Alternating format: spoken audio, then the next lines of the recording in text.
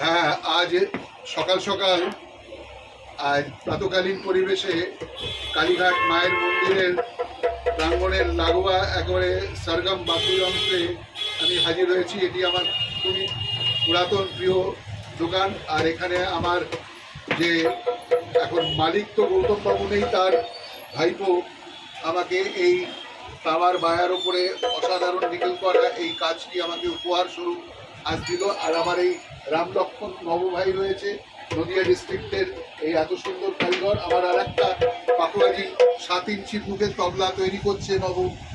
তো এই এত সুন্দর বায়াটি আমার বেশ ভালো লাগছে। আজকাল এই ধরনের কাজ করা সমস্ত বড় বড় ওস্তাদ তবলাবাদক, খলিফা তবলাবাদক, পণ্ডিত তবলাবাদকেরাও এই ধরনের নিকেল করা স্টেজে বাজছে। তো আমি তো আর মঞ্চে আর স্টেজে আমার আর বাজাবার আর সুযোগ থাকলেও আর বাজাবো না। এমনি বাড়িতে বসেই ঈশ্বরের পাদপদ্মে আর সমস্ত প্রবাদ প্রতিম তবলাবাদকদের, খলিফাদের, তাদের আত্মার সন্তুষ্টির জন্য, আত্মার তৃপ্তির জন্য, শান্তি পাওয়ার জন্য আমি এই একটু নিজের আনন্দ উপভোগ করি এবং তাদের চরণে আমার তবলা বাজনাটাকে আমি উৎসর্গ করে থাকি।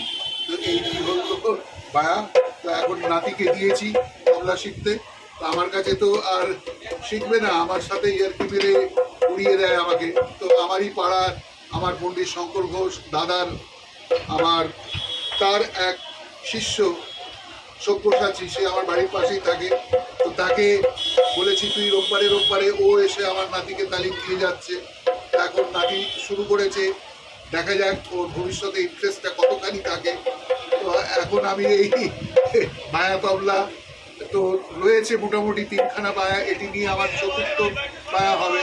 তো যাই হোক, আমাদের এইভাবেই আনন্দ উপভোগ করা।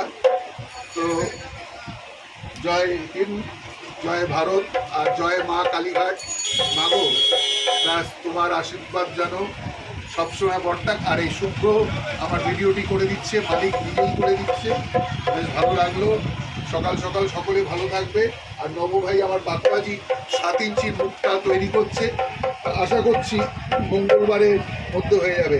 এই একবারে নদিয়া ডিস্ট্রিক্ট থেকে কাঠ আনা হয়েছে। এটা কি মেহগনি কাঠ, তাই না? মেহগনি কাঠ, এখন শিশু কাঠ, মেহগনি কাঠ, এই কাঠের তবলা তৈরি হচ্ছে। এর আগেও আমাকে 6.5 ইঞ্চির একটা মুখের তবলা দিয়েছে। তো বেশ ভালো লাগে বড় মুখের তবলাগুলো বেশ বাজাতে, রেয়াজ করতে।